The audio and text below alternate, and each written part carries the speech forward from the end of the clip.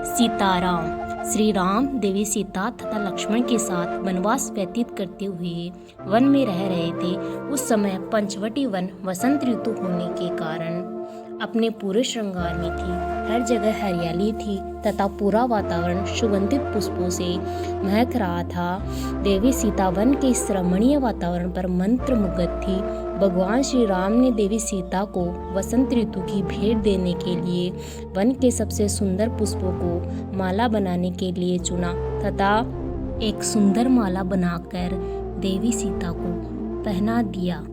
देवलोक में भी देवताओं के मध्य भगवान श्री राम के वनवास के संबंध में अधिकतर चर्चाएं होती रहती थी। देवराज इंद्र के पुत्र जयंत को इन चर्चाओं को बहुत ही रुचि लेकर सुना करते थे।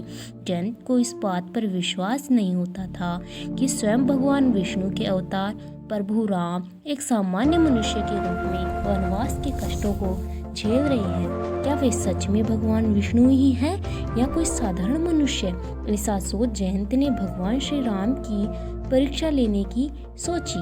जयंत को अपने ऊपर अभिमान था कि उसके पास बहुत तेज गति है तथा इस अभिमान का कारण यह था कि जब समुद्र मंथन से अमृत निकाला जा रहा था तब असुरों से इसकी सुरक्षा के लिए अमृत को जयंत को दे दिया गया। जब उस अमृत को प्राप्त करने के लिए असुर जयंत के पीछे भागे तो जयंत पवन के वेग से उनकी पहुंच से दूर जा निकला। तब से जयंत को यह अभिमान हो गया कि उसे गति में स्वयं पवनदेव भी नहीं हरा सकते। उसका अभिमान इतना अधिक बढ़ चुका था कि उसने भगवान श्री राम की परीक्षा लेने का दुस्साहस किया। इंद्रपुत्र जयंत ने कोए का रूप धारण किया तथा पंचवटी वन में पहुंचकर उस वृक्ष के ऊपर बैठ गया जिसकी छाया में देवी सीता एवं श्री राम जी बैठे हुए थे। माता सीता भगवान श्री राम द्वारा भेंट स्वरूप दिए गए पुष्पों के हार को पाकर बहुत प्रसन्न थी तथा प्रभु राम को भी इस बात की संतुष्टि थी कि महलों के सुखों को छोड़ कष्टों में समय व्यतीत कर रही देवी सीता आज भले ही कुछ देर के लिए परंतु प्रसन्न है। परंतु दुष्ट जयंत से माता सीता एवं प्रभु श्री राम की प्रसन्नता देखी नहीं गई। वह वृक्ष से नीचे उतरा तथा बहुत तेजी से माता सीता के पैरों में प्रहार करता हुआ वापस वृक्ष के ऊपर जा बैठा। प्रहार इतनी तेजी से किया गया कि माता सीता के पैरों से रक्त बहने लगा। माता सीता के पैरों से बह रहे रक्त को देख भगवान श्री राम क्रोधित हो उठे तथा उन्हें यह ज्ञात हो चुका था कि यह किसने और किस मनसा से किया है। उन्होंने पास ही में पड़े एक सरकंडे को उठाया, उसे अपने धनुष पर रख निशाना साधते उस सरकंडे को आदेश दिया कि दुष्ट को दंड दे। प्रभु श्री राम की आज्ञा पाते ही वह सरकंडा ब्रह्म बाण में परिवर्तित हो गया और तथा जयंत की ओर बढ़ने लगा। ब्रह्म बाण को अपनी ओर आते देख जयंत देवलोक की ओर भागा। भागते भागते जयंत अपने पिता देवराज इंद्र के पास पहुंचा तथा ब्रह्म बाण से रक्षा करने की प्रार्थना करने लगा। जब इंद्र ने अपनी दिव्य दृष्टि से सब कुछ जाना तो वे स्वयं अनिष्ट होने के डर से कांपने लगे।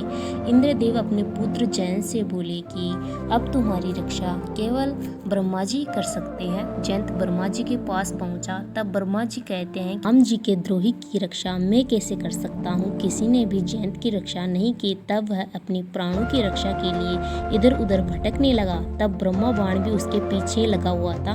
भागते भागते अंत में जयंत नारद मुनि के पास पहुंच गया तथा उनसे बोला, आप तो नारायण भक्त हैं, कृपया मुझे उनके इस कोप से बचने का कोई उपाय सुझाओ। नारद जी को उसकी दशा पर दया आ गई तथा उसे उसकी दुष्टता का पर्याप्त दंड भी मिल चुका था। नारद जी ने जयंत को उपाय सुझाते हुए बतलाया कि तुम माता सीता के चरणों में जाओ तथा क्षमा याचना की प्रार्थना करो। यही एकमात्र उपाय तुम्हारे पास है। उपाय पाते ही जयंत बहुत तेजी से माता सीता के पास अपने वास्तविक रूप में पहुंचा तथा उनके चरणों में गिरकर क्षमा याचना मांगने लगा। माता सीता ने जयंत को क्षमा कर दिया तथा प्रभु श्री राम से ब्रह्मा बाण वापस लेने को कहा। प्रभु श्री राम ने जयंत से कहा कि मैंने ब्रह्मा बाण को तुम्हें दंड देने का आदेश दिया है, अतः यह बगैर दंड दिए वापस नहीं आ सकता, इसलिए तुम्हें अंग भंग का दंड मिलता है। इस प्रकार सेव बाण ने जयंत की एक आंख फोड़ डाली तथा तभी से ऐसी मान्यता है कि कोए काने होते हैं जय सिया राम दोस्तों, सियापति रामचंद्र की जय हो। अगर आपको वीडियो पसंद आया हो तो लाइक कीजिए, चैनल को सब्सक्राइब कीजिए। ऐसी ही नई नई वीडियो आती रहेगी।